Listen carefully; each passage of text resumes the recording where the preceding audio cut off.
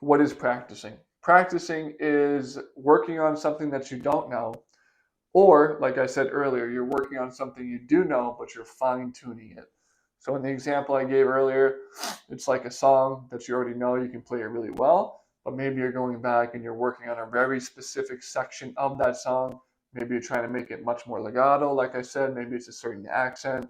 Maybe it's your phrasing. Maybe it has a weird rhythm. You're just trying to clean it up a little bit just to make it, 1% better from what you already know.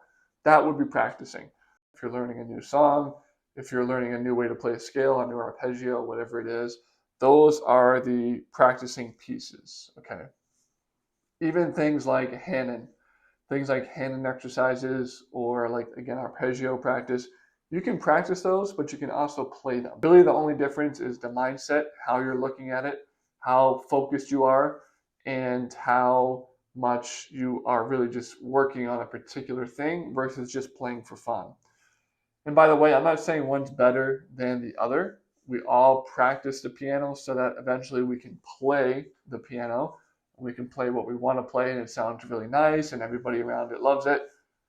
So playing the piano is not bad.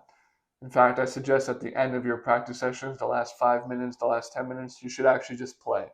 Play something fun, play something that you already know so you end on a good note and you are much more motivated to come back the next day.